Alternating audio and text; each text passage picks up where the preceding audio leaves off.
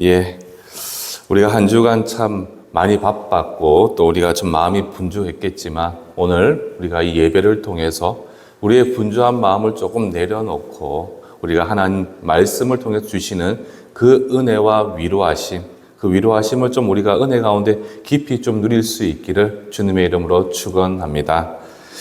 이제 계속해서 저희가 요한 1서의 말씀을 살펴보고 있습니다. 여러분들, 우리가 이제 복음서도 중요하고 사도 바울의 참 많은 서신도 중요한 하나님의 말씀이지만 저는 정말 이 시대를 바라보면서 우리가 가장 어떻게 보면 소중히 여겨야 될 말씀 가운데 하나를 꼽으라 그러면 저는 아마 이 요한 1서의 말씀을 꼽을 것 같아요. 그만큼 이 요한 1서가 주는 메시지, 이런 악하고 영적으로 혼탁하고 참 세상이 모순되었지 않습니까? 특별히 지금 우리나라의 환경을 보면 정치적으로도 참 어수선하고 참 우리 서로 간에 좀 마음이 아프고 또 닫혀있는 그런 상황 가운데서 이 사도 요한은 이 말씀을 통해서 우리에게 예수 그리스도께서 우리를 향한 그 사랑이 얼마나 고결하고 숭고한 가치가 있는지, 그 사랑으로 말미암아 우리가 구원함을 받았고 그 사랑을 우리가 가슴 깊이 새기면서 이 험하고 악한 세상 가운데 나아가게 된다면 우리는 우리의 그러한 수고와 헌신과 희생과 사랑을 통해서 세상의 하나님을 바라보게 될 것이고, 그렇게 이 땅 가운데 하나님 나라가 확장되어지는 놀라운 역할이 일어나게 될 것이다. 그 일에 예수의 심장과 예수의 사랑을 가슴에 품고 살아가는 하나님의 거룩한 자녀, 그분의 거룩한 백성들이 이 땅을 어떻게 살아가야 되는가라는 것을 바로 우리가 오늘 이 말씀을 통해서 요한 1서를 통해서 우리에게 제시해주고 있죠. 또 하나, 지금 이 시대가 마지막 때, 말세 때, 예수께서 오시기 그 전까지를 우리가 마지막 때라고 본다면 이러한 때는 항상 거짓 선지자, 거짓 가르침을 전하는 수많은 이단들이 발흥하게 됩니다.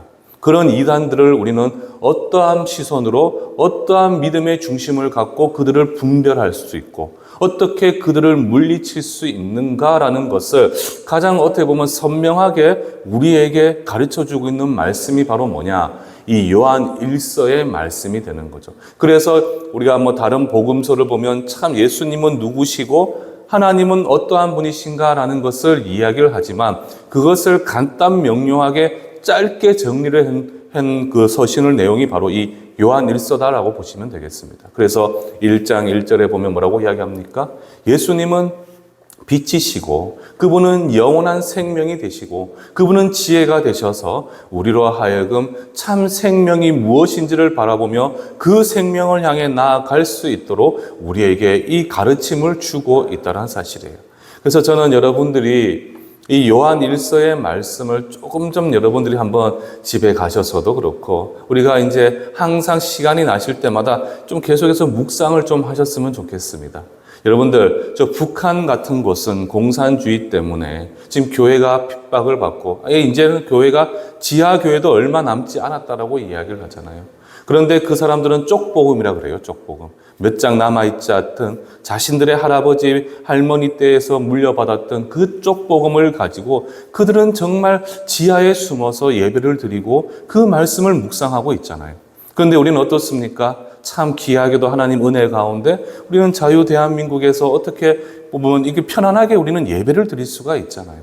그런 예배를 드릴 수 있고 말씀을 가까이 할 수 있는 이러한 은혜로운 삶을 살아가고 있을 때 우리는 좀 더 무엇에 집중을 해야 되느냐? 바로 이 생명의 말씀, 이 진리의 말씀, 특별히 오늘 이 요한 1서의 말씀을 날마다 깊이 묵상하시면서 그 하나님께서 나에게 무엇을 말씀하시고 나에게 말씀하시는 예수님은 누구이신지를 우리가 좀 더 정확하게 알고 가슴에 새기며 살아간다면 이 어수선한 이 세상을 우리가 그래도 하나님의 시선으로 바라볼 수 있는 그 분별력을 우리는 가질 수 있을 것이다. 우리 안에 계시는 지혜의 영이신 성령님의 은혜를 통해서 우리는 이 악하고 모순된 세상도 하나님의 백성다운 삶을 살아낼 수 있다. 저는 그렇게 생각을 합니다. 그래서 우리 성도님들 시간이 나실 때마다 틈틈이 무엇을 하셔야 되겠습니까? 바로 하나님의 말씀을 늘 가까이 하면서 묵상하심을 통해서 하나님이 나에게 무엇을 말씀하고 계신지를 항상 깨닫는 삶, 그러한 삶을 살아갈 수가 있어야 할 것입니다. 그래서 이제 우리가 계속해서 지금 요한 1서의 말씀을 좀 살펴보고 있는데, 이제 오늘 우리가 살펴보게 될 요한 1서 3장 전반부의 말씀은 이제 예수 그리스도께서 다시 오심, 그 재림하시는 그때를 기대하면서 그때를 기대하고 갈망하는 하나님의 거룩한 성도들이 그날을 위해서 오늘 하루 우리는 어떠한 삶을 살아내야 되는가라는 것을 오늘 이 본문을 통해서 우리에게 말씀을 하고 있습니다. 그런데 우리가 이제 3장 1절부터 살펴보시겠지만 이 3장 1절부터 12절까지의 말씀은 어디서부터 시작이 되는 거 보면 우리가 앞으로 돌아가서 2장 28절과 29절과 연결해서 함께 살펴보셔야 돼요. 그래서 28절과 29절에 보면 요한은 우리에게 이렇게 권면을 하고 있지 않습니까? 예수의 재림의 때를 앞두고 항상 뭐라고 합니까? 그의 안에 거할 것을 지금 우리에게 명합니다. 그러니까 마지막 때 말세의 때를 살아가는 저와 여러분들은 항상 어디에 거하는 삶을 살아가야 된다는 것이죠? 바로 그의 안에 거하라. 그런데 여러분들, 성경에서 지금 말하는 이 그는 누구겠습니까? 누구를 이야기하는 걸까요? 바로 예수님, 예수 그리스도를 이야기를 하고 있죠. 그러니까 쉽게 말씀드리면 이 마지막 때를 살아가는 저와 여러분들은 항상 어디에 거해야 되느냐? 바로 예수 안에 거하는 삶을 살아가야 한다는 사실이에요. 그런데 여러분들, 예수 안에 거한다라는 것은 조금 더 우리가 그 의미를 쉽게 풀어야 보면 이것은 예수 앞에서라는 그런 의미를 가지고 있습니다. 예수 앞에서. 그러니까 우리가 예수님 앞에 서서 그분을 바라보면서 항상 그분 앞에서 우리는 거룩하고 정결하며 예수 그리스도의 뜻을 쫓아 그분의 인도하심을 따라서 예수만을 신뢰하고 붙드는 삶을 살아가는 것, 그것이 바로 무엇이라는 겁니까? 예수 앞에서 그리고 그분 예수 안에 거하는 삶이 된다는 사실이에요. 지금 사도 요한은 우리에게 이 마지막 때 예수의 재림을 소망하는 모든 성도들은 우선적으로 어떠한 삶에 집중해야 되는가?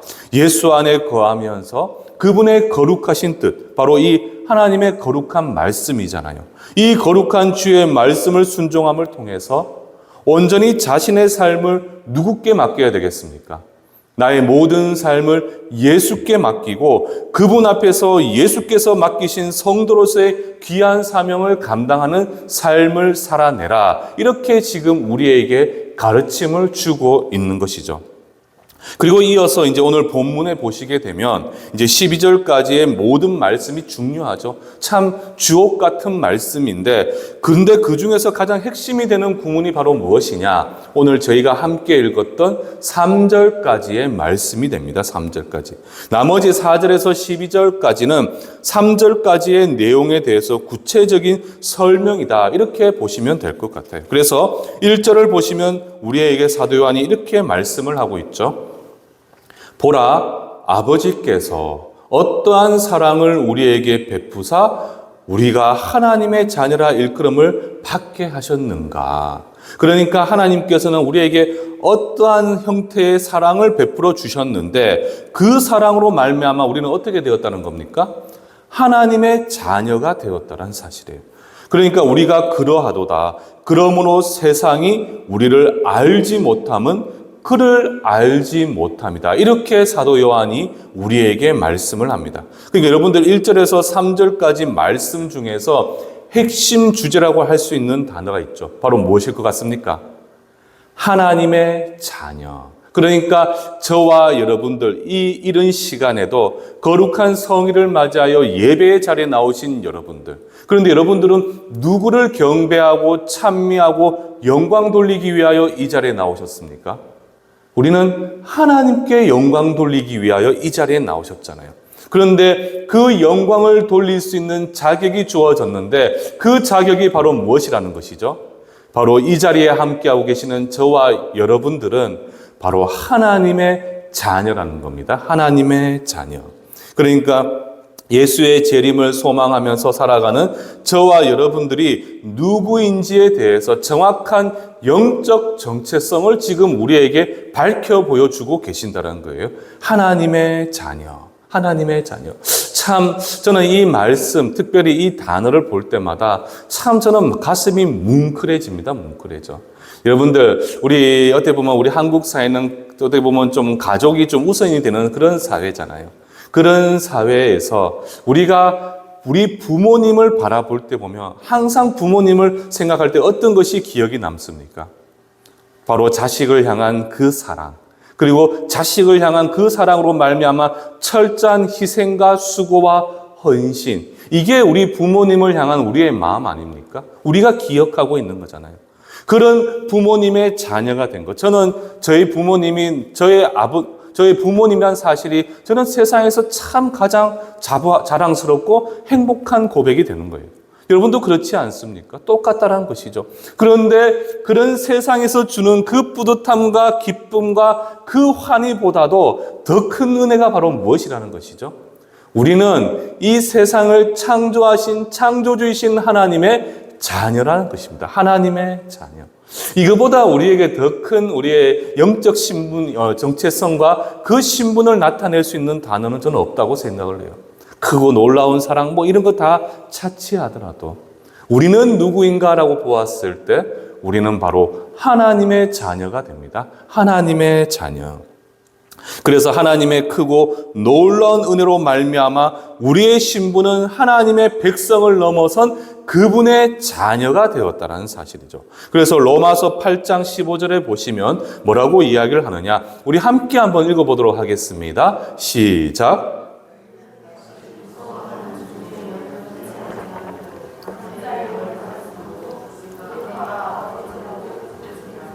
아멘. 참 놀랍죠. 우리가 하나님을 아버지라 부를 수 있는 자격, 이게 얼마나 높습니까? 제가 여러분들에게 자주 설교를 말씀드리잖아요. 여러분들, 우리가 아버지가 된다는 것은요, 아버지가 가진 모든 권세와 능력은 누구의 것이 되는 것일까요? 그 자녀에게 주어지는 것이죠. 우리가 이 험하고 고통스러운 상황 가운데 우리가 걸어가는 모든 인생길이 가시밭길, 광야길이라 할지라도 우리가 그 길을 담대히 걸어갈 수 있는 그 이유가 바로 무엇입니까? 수많은 삶의 시련과 고통과 도전이 우리에게 주어지고 그로 인해 우리가 낙심하고 좌절할 수밖에 없는 그런 삶을 살아간다 할지라도 우리가 두려워하지 않는 이유는 바로 무엇입니까? 바로 어린 시절 그 아픔과 고통과 두려움 앞에서도 저는 아버지가 저의 손을 꼭 붙잡아 주시면 저는 그렇게 마음이 정말 든든한 적이 없었어요. 똑같다라는 사실입니다. 우리가 그 절망과 고통스러운 길을 걸어간다 할지라도 우리가 두려워하지 않는 이유는 바로 무엇입니까? 우리의 아버지가 되신 하나님. 그 하나님께서 우리의 모든 삶을 살피시고 우리가 걸어가는 모든 길 가운데 함께 동행해 주시기 때문에 우리는 어떤 두려움이 닥쳐와도, 시련이 닥쳐와도, 내 앞에 홍해 바다가 가로막고 있다 할지라도 그 바다를 사람의 이성을 넘어서는 놀라운 방법으로 갈라서 건너게 하신 분이 바로 누구시라는 겁니까? 하나님이시잖아요. 그 하나님이 지금 저와 여러분들의 아버지가 되어주고 계신다는 사실입니다. 이것만큼 우리에게 더 든든하고 우리에게 큰 힘이 되는 말이 없다고 저는 생각을 해요. 여러분들, 우리는 바로 이 땅 가운데서 하나님을 대신하는 그분의 자녀로서 우리는 이 놀라운 신분을 갖고 이 땅을 살아가고 있는 것입니다. 그런데 여러분들 1절 상반절, 다시 한번 1절을 보시면요. 1절 상반절에 보시면 하나님께서 우리에게 어떠한 사랑을 베푸셔서 우리로 하나님의 자녀로 칭하게 만들어 주셨을까요? 하나님께서는 우리에게 어떠한 은혜를 베풀어 주셔서 우리가 하나님을 아버지라 부를 수 있는 자격을 허락하셨는가? 바로 크게 두 가지죠, 두 가지. 첫 번째는 바로 무엇입니까? 1장 1절로 보시면 사도 요한은 직접 예수님을 듣고 보고 만진 바 되었다라고 이야기합니다. 이게 무슨 뜻이겠습니까? 태초부터 하나님 아버지와 함께 하셨던 바로 말씀이신 예수 그리스도께서 이 땅 가운데 완전한 인간으로 오신 그 성육신하신 사건과 함께 그분은 우리의 모든 죄를 대속하시기 위하여 어떻게 하셨습니까? 십자가에 친히 못 박혀 죽으셨고 3일 만에 부활하셔서 우리의 모든 죄를 꺾으시고 친히 화목제물이 되셔서 모든 죄를 다 사해 주셨잖아요. 바로 이 예수 그리스도의 십자가 보혈의 은혜, 이 두 가지를 통해서 우리는 하나님의 자녀가 되는 권세를 얻게 되었다는 사실입니다. 완전한 인간으로 오셔서 십자가 보혈을 흘려주심과 부활의 은혜, 그 크고 놀라운 은혜를 통해서 우리는 그 예수를 나의 구주로 믿는 믿음으로 말미암아 하나님의 거룩한 자녀가 되는 권세를 얻게 되었다는 사실입니다. 이게 얼마나 크고 놀라운 은혜인지를 여러분들 기억하셔야 돼요. 세상을 창조하신 하나님이십니다. 그런데 우리 인간은 죄악으로 말미암아 죄의 죄의 사슬에 묶일 수밖에 없게 되었죠. 우리의 잘못이었잖아요. 그런데 그 하나님께서는 정말 한낱 피조물에 불과한 우리를 살리시고 회복시키시고 구원하시기 위해 어떻게 하셨다는 겁니까? 바로 세상을 만드신 하나님께서 이 땅에 인간으로 오셨고 바로 우리를 위하여 십자가 죽으심을 통해서 우리를 향한 그 사랑을 보여주셨다는 사실이에요. 그 예수의 십자가의 사랑을 우리가 믿음으로 고백하게 된다면 하나님은 우리에게 무엇을 허락하셨습니까? 영원히 하나님의 자녀로서 천국 백성의 시민권을 우리에게 주셨다는 사실입니다. 뿐만 아니라 우리가 이 땅을 걸어가는 모든 인생길 가운데 하나님이 친히 간섭하시고 주장하시고 우리를 도우셔서 끝까지 믿음의 경주를 달려갈 수 있도록 우리에게 은혜를 베풀어 주셨죠. 바로 이 두 가지의 놀라운 축복을 통해서 우리는 하나님의 거룩한 자녀로서 이 땅을 은혜 가운데 살아낼 수가 있다는 사실입니다.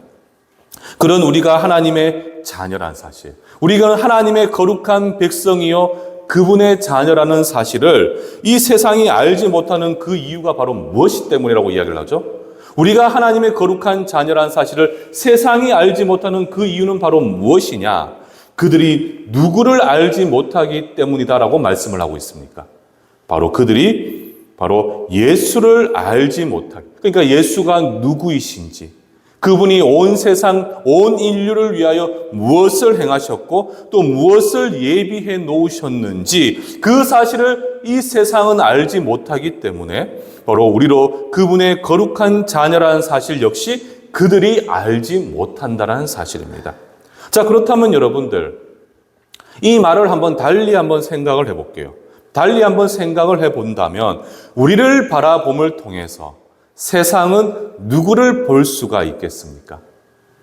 바로 예수 그리스도를 볼 수가 있다는 사실이에요. 바로 지금 이 자리에 계신 저와 여러분 한 사람 한 사람을 통해서 세상은 누구를 볼 수 있게 된다는 겁니까?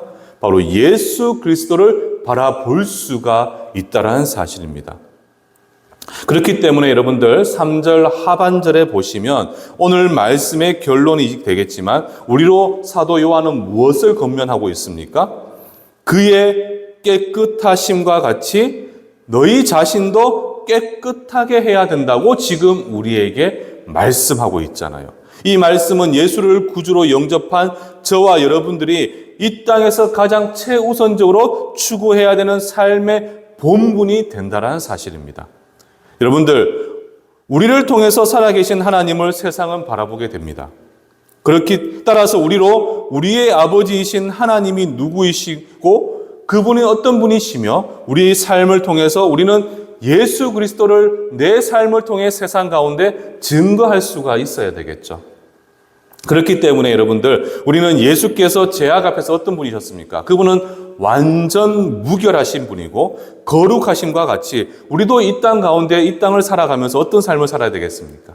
예수를 닮아가는 삶. 그래서 우리는 이 땅 가운데 거룩하고 영적으로나 육적으로 정결한 삶을 우리는 살아내도록 끊임없이 우리는 노력해야 한다는 사실이에요. 그리고 이러한 사명의 중심에는 바로 무엇이 있겠습니까? 예수께서 이 죄 많은 우리를 사랑하셨던 그 십자가의 사랑, 그 사랑을 품고 원수도 사랑하고 또한 연약하고 낮은 자 앞에서 겸손히 그들을 섬길 수 있는 숭고하고 거룩한 사랑, 그 사랑이 바로 나를 통해 세상 가운데 흘러 들어갈 수 있도록 우리의 모든 삶의 양식, 나의 모든 행동 거지를 십자가의 전달자로서의 삶으로 온전히 갈무리할 수가 있어야 할 것입니다. 그렇지 않습니까, 여러분들? 세상이 나를 볼 때 예수를 볼 수 있다고 하는데 우리가 예수님은 어떤 분이신가? 그분은 거룩하고 정결하시고 모든 죄 앞에서 깨끗하신 분이 바로 우리 예수님이십니다. 부정함이 없으신 분이에요. 그런데 우리가 세상을 향해 예수를 증거해야 되는데 우리가 영적으로나 육적으로나 거룩하고 정결하지 못하고 세상의 영광을 쫓아 살아가고 있다면, 그래서 세상과 구별되지 않는 삶을 살아낸다면 여러분들, 세상이 어떻게 우리를 보고 예수님을 볼 수가 있겠냐는 것이죠. 그래서 지금 사도 요한은 우리에게 오늘 말씀의 결론이기도 합니다.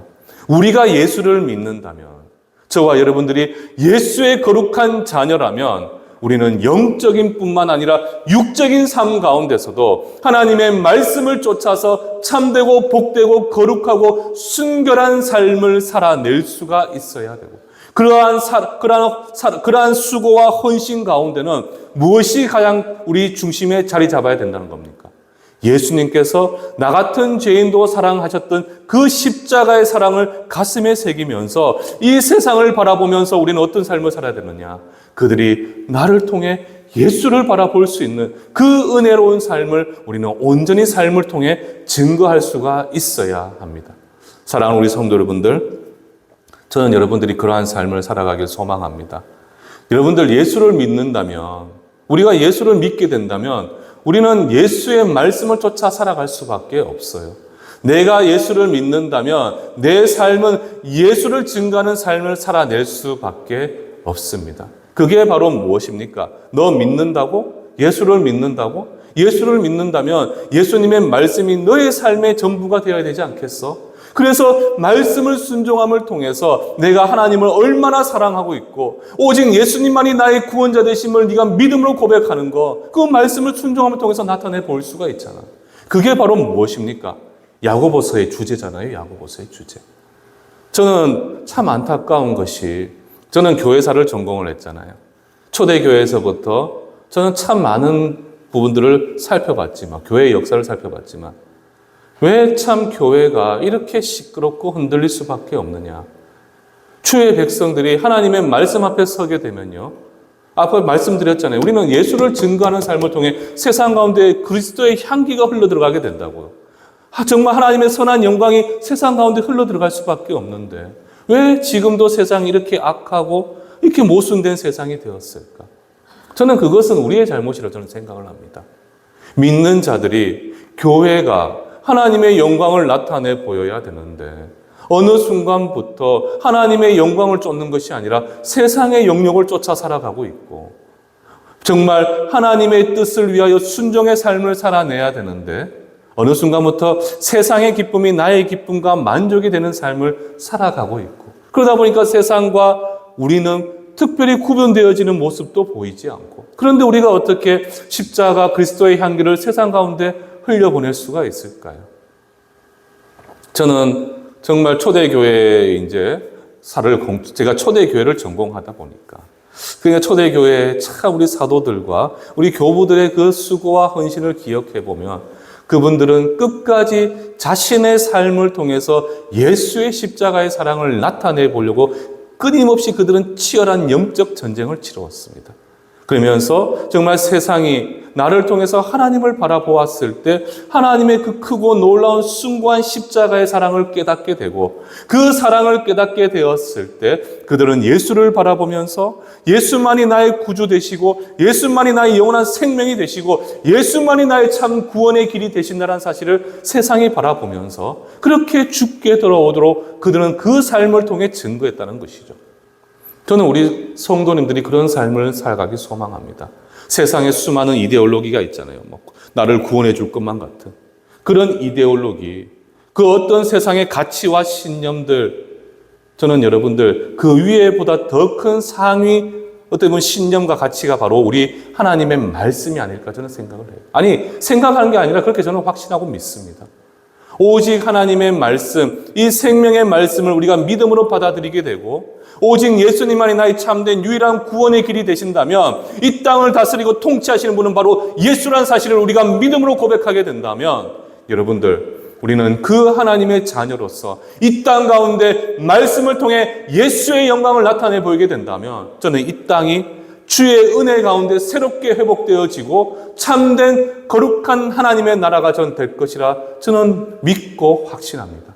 우리 성도님들도 바로 이러한 사도 요한의 고백과 가르침처럼 하나님의 말씀 앞에 엎드리고 그분의 자녀로서 내 삶을 통해 예수를 증거한다 여러분들이 기억하신다면 매일의 삶 가운데 어떤 삶을 살아야 되겠습니까? 하나님의 말씀. 그 말씀을 내 소견에 옳은 대로 행하는 것이 아니라 그 말씀을 주신 하나님의 뜻을 쫓아 말씀대로 순종하는 삶을 살아내는 것. 그것이 바로 무엇이라는 겁니까? 바로 하나님의 자녀에게 주어진 부르심받은 자의 소명이요 우리에게 주어진 사명이 된다는 사실이에요. 자, 그리고 계속해서 이제 2절 말씀을 보시게 되면 이렇게 이야기를 하고 있죠. 사랑하는 자들아, 우리가 지금은 하나님의 자녀라. 장래에 어떻게 될지는 아직 나타나지 아니하였으나 그가 나타나시면 우리가 그와 같은 줄을 아는 것은 그의 참모습을 그대로 볼 것이기 때문이다. 이렇게 지금 사도 요한이 우리에게 이야기합니다. 지금 사도 요한은요, 우리의 현재의 모습과 예수께서 이 땅에 다시 오시는 그때에 우리가 어떠한 모습을 갖추게 될 것인지에 대해서 지금 2절 말씀을 통해 우리에게 언급하고 있다는 사실이에요. 여러분들, 이 말씀은요, 우리가 이 땅에서 세상의 도전과 핍박 속에서도 우리가 인내할 수 있는 이유와 동기가 되는 구절입니다. 이해되시겠습니까? 우리가 이 세상을 살아가다 보면 그리스도인이기 때문에 겪게 되는 수많은 삶의 도전과 핍박과 시련이 있죠. 그때마다 참 우리는 마음의 상처와 아픔과 고통에 빠질 수밖에 없습니다. 그런데 그런 세상의 도전과 핍박에서도 우리가 끝까지 인내하며 하나님을 향한 그 사랑을 품고 살아갈 수 있는 그 이유, 그 동기가 어디에 있느냐? 바로 이 2절 말씀이 된다는 사실이에요. 세상의 수많은 핍박과 시련과 도전 앞에서도 하나님의 뜻을 쫓아 살아가고 하나님만을 바라보며 하나님만을 의지하는 삶을 살아가는 것. 그래서 때로는 낙심과 좌절 가운데 슬픔과 애통에 빠지고 두려움과 염려로 하루하루를 우리는 살아갈 수도 있습니다. 그러나 그런 삶 가운데서도 언젠가 예수께서 오실 때 우리는 어떻게 된다라고 지금 사도 요한이 이야기를 하고 있죠. 우리가 그와 같은 줄 아는 것은, 그와 같은 줄 아는 것은, 예수께서 다시 오시게 될 때 우리는 가장 영광스럽고 영화스러운 모습으로 마태복음 17장 2절로 그 변화산에서 변모하셨던 그 예수님의 모습처럼 우리도 그분의 참모습으로 우리에게 예수님께서는 오시게 될 것이고, 우리는 함께 그러한 영광스러운 몸을 입고 우리는 주와 함께 하나님의 영광의 품에 안길 수가 있게 된다. 이렇게 지금 우리에게 말씀을 하고 있잖아요. 가장 영광스럽고 영화스러운 하나님께서 우리를 향하신 그 놀라운 축복의 모습으로 우리는 새롭게 변모하여서 우리는 하나님의 그 거룩하시고 큰 품에 영원히 안길 수 있는 놀라운 축복을 누릴 수가 있게 되는 거예요. 그래서 우리는 이 땅에서의 영광과 이 땅에서의 소망을 두며 살아가는 사람이 아니라 우리는 저 하나님을 향한 소망을 품고 살아가기 때문에 이 짧은 인생, 정말 보잘것없는 이 인간의 인생을 우리는 소망하는 것이 아닙니다. 다시 오실 예수를 기대하면서 그 십자가의 놀라운 축복과 은혜를 기대하며 천국 백성으로서의 그 기쁨과 기대를 소망하는 삶을 살아가고, 그리고 마지막 때 예수께서 오실 때 영광의 몸으로 변모하게 될 우리를 바라보면서 그때를 위해 우리는 어떠한 삶을 살아갑니까? 인내하는 삶. 그리고 버티면서 견디면서 십자가 고난의 길이 영광스러운 길임을 기억하고 그 길을 걸어갈 수가 있다라는 사실이죠.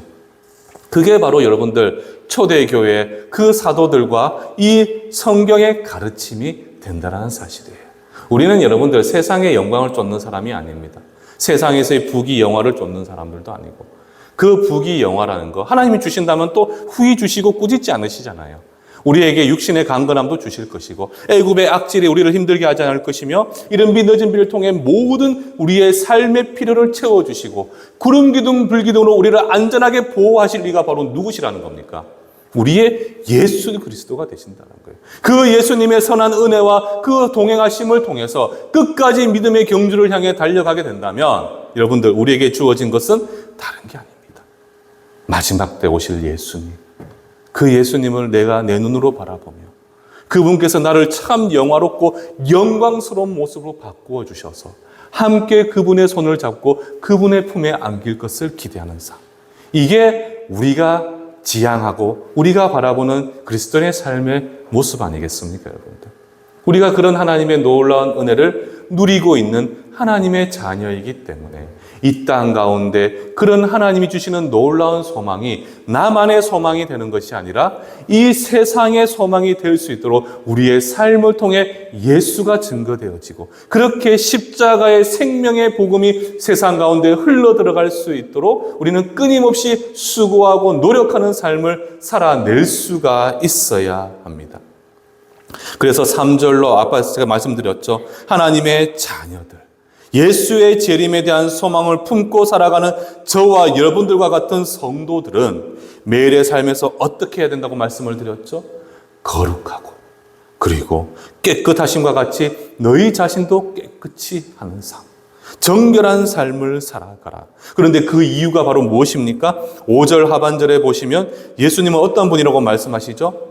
그에게는 죄가 없으시다. 그러니까 우리 예수님은 죄가 없으신 분이, 완전 무결한 순결하신 영혼, 순결하신 분이 우리 예수님이 되시잖아요. 그래서 6절로 보시면 범죄하는 자마다 예수를 보지도 알지도 못한다, 이렇게 지금 우리에게 말씀을 하고 있습니다. 이 말씀을 통해서 우리는 예수님이 어떠한 분이신지를 다시 한번 정확히 알 수가 있죠. 세상에 그 어떤 불의와 부정, 죄악과 거짓이 아예 없는 거룩하고 정결하고 온전하신 분, 그분이 바로 우리의 하나님이시며 그분이 우리를 누구로 삼으셨다는 겁니까? 그분의 자녀로 삼아 주셨다는 사실입니다. 그렇기 때문에 예수 그리스도의 나의 주 되심을 믿음으로 고백하면서도 정작 계속해서 죄 가운데 있는 사람들은 어떻다는 겁니까? 실상 그들은 그리스도 안에 있는 자가 아니다, 이렇게 우리에게 이야기를 합니다. 근데 여기서 주목하셔야 되는 것은 우리도 실수할 수 있습니다. 연약하잖아요. 솔직히 이 성경 66권 우리가 그대로 순종하면 우리가 예수님이시잖아요. 우리는 완전할 수가 없습니다. 맞지 않습니까? 저 목사입니다. 목사고요. 저 나름 거룩하고 정결한 삶을 살아야 되잖아요. 그런데 저는 우리 아이들, 어린 아이들인데 저도 성격이 좀 강해요. 가다가 보니까 애들이 바르게 행동하지 않고 이제 고작 6살, 9살짜리 아이들인데 행동 거지가 한 60대, 70대 어른처럼 딱 올바르거나 곧바르지 않으면 저는 막 그 자리에서 화가 나서 막 때로는 저도 막 크게 고함 지르고 화도 내요. 그리고 때로는 막 짜증나고 화가 나면 막 싸우려고 할 때도 있고 참 감정을 추스르지 못할 때도 있고 저희들 다 연약합니다. 우리는 연약한 인간이기 때문에 때로는 우리도 실수할 수 있고 부족한 모습이 있을 수도 있어요. 그런데 여기서 그럼에도 불구하고 계속 죄 안에 거하는 것은 어떤 죄를 이야기하느냐? 알고도 마땅히 행하는 죄. 우리가 사사기 지금 수요 예배 때 살펴보고 있잖아요. 하나님 목전에서 악을 행하는 그것과 똑같다는 사실이에요. 알고도 행하는 죄.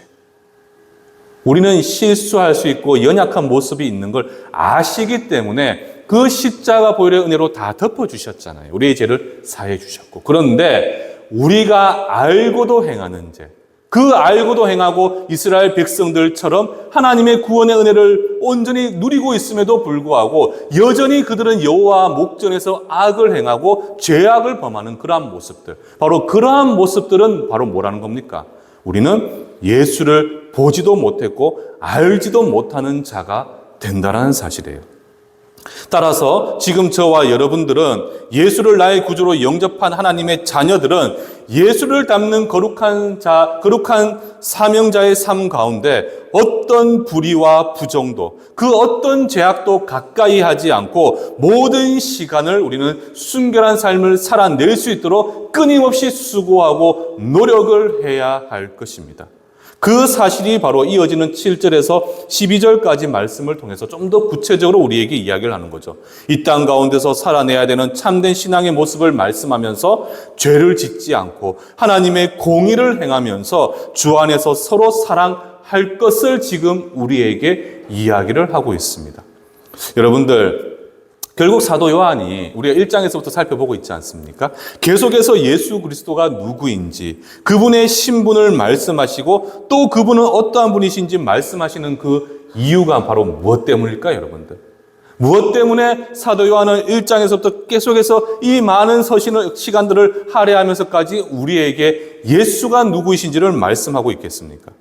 지난주에도 그렇고 그리고 오늘 말씀도 그렇고 우리로 예수님이 누구이신지 정확하게 알고 그분의 말씀대로 살 것을 명하시는 이유가 바로 무엇이냐? 제가 아마 지난 시간에 말씀을 드렸을 겁니다. 사도 요한이 이 서신을 가장 쓰게 된 큰 이유 중에 하나가 뭐냐 하면 마지막 말세 때 성도는 항상 무엇을 경계해야 된다고 말씀드렸죠? 적그리스도, 바로 이단의 흉계를 경계해야 된다. 이렇게 우리에게 가르침을 주었죠. 지난주 말씀에서는 소위 적그리스도라고 하면 표면적으로 드러나는 성경의 가르침에 반하는 이들이죠. 사람의 가르침, 깨달음, 성경 외에 또 어떤 구원의 도를 담은 저들만의 책, 자신들이 따르는 한낱 사람이 메시아요 보혜사라고 이야기하는 등 이런 표면적인 이단들에 대해서 경계할 것을 이야기했다면 오늘 이 가르침을 주는 이유는 바로 무엇 때문이겠습니까? 바로 감추어진 왜곡된 가르침, 드러나지 않는 그들의 숨겨진 거짓 가르침을 경계하기 위해서 우리에게 이 말씀을 쓰고 있다는 거예요. 무슨 말이냐면 초대교회 당시에 영지주의 이단들의 가르침 때문에 소위 예수를 나의 주로 고백한 이상 말씀에 따라 나는 이미 내 영혼은 거룩하고 정결해지고 구원을 받았기 때문에 내 육신, 부정한 육신은 어떤 죄악된 삶을 살아도 무방하다라고 이야기하는 영지주의 그런 이단들이 있었다는 거예요. 그러니까 나는 예수를 믿는다고 믿음을 고백했어. 그러니까 나는 이미 영혼은 구원받았어. 그러나 자신들이 믿는 그 헬라 철학을 따라서 보니까 인간의 육신은 부정하다는 것이죠. 그러니까 영혼이 구원받았기 때문에 부정한 내 육신은 어떤 죄악된 삶을 살아도 무방해. 나는 이미 구원받았어라고 이야기하는 자들이 있다는 사실이죠. 그러니까 자신의 영혼과 육신이 따로따로 그 정결함과 부정함으로 나눠진다라고 이야기하는 사람들이 있었다는 사실입니다. 그러면서 많은 이들이 율법의 가르침, 예수님과 사도들의 가르침 대신에 자신의 소견에 좋은 대로 행동하는 사람들이 교회 안에 계속해서 나타나기 시작했다는 사실이죠. 그런 이들을 바라보면서 교회가 점점 혼란스러워지고 많은 성도들이 그런 유혹에 넘어가다 보면서 그래서 사도 요한은 예수 안에 거하는 자가 왜 거룩하고 정결한 삶을 살아야 되고 왜 순결한 삶을 살아내야 되는지에 대해서 지금 우리에게 가르침을 주고 있다는 사실입니다. 하나님의 자녀고 세상 가운데 예수를 증거하는 삶을 살아가야 되기 때문에 예수님이 거룩하고 정결하기에 우리도 거룩하고 정결한 삶을 살아가야 되는 것을 마땅한 것을 우리에게 이야기하는 이유가 바로 여기에 있다는 사실이에요. 말씀을 정리하도록 하겠습니다. 여러분들 오늘 말씀을 통해서 저는 여러분들이 큰 감동과 함께 도전을 받으셨으면 좋겠어요. 하나님의 자녀가 된 우리, 세상 이거보다 더 크고 기쁜 영적 정체성이 없습니다. 신분이 없습니다. 하나님의 자녀이기 때문에 우리는 우리를 통해서 세상에 예수를 증거합니다. 여러분들 삶을 통해서 복음이 흘러 들어갈 수밖에 없어요. 그런데 여러분들 삶은 어떤 삶을 살아야 되느냐? 예수께서 우리에게 보여준 것과 같이 거룩하고 정결하고 순결한 그런 죄 없는 삶을 살아가도록 끊임없이 수고하고 노력하게 될 때 우리는 우리를 바라보면서 이 모순되고 악한 세상 가운데서도 참 구원의 길, 생명의 길이 예수께만 있다는 사실을 세상이 바라볼 수가 있고 우리는 그렇게 예수의 십자가의 전달자로서의 그 귀한 사명을 온전히 감당할 수가 있다는 사실이에요. 그래서 나니아 연대기를 썼던 C.S. 루이스라는 그 신학자가 이렇게 얘기했잖아요. 죄는 인간을 타락시키고 본래의 모습에서 멀어지게 만든다. 그러니까 그 죄로 말미암아 우리는 하나님의 자녀라는 그 아이덴티티를 가지고 있지만 그 죄로 말미암아 우리는 그 하나님이 주신 그 영적 신분에서 점점 멀어질 수밖에 없다라는 사실이에요. 그렇기 때문에 우리는 죄를 가까이 하지도 우리는 죄를 범해서도 안 되고 항상 그 죄를 범하지 않기 위해 끊임없이 수고하고 노력하기 위해서 우리는 무엇을 가까이 해야 되느냐? 하나님의 말씀을 우리는 가까이 하는 삶을 살아내야 합니다. 사랑하는 우리 성도 여러분들, 저는 이 세상을 이길 수 있는 힘, 이 모순된 세상을 이길 수 있는 힘은 하나님 말씀밖에 저는 없다고 생각을 해요.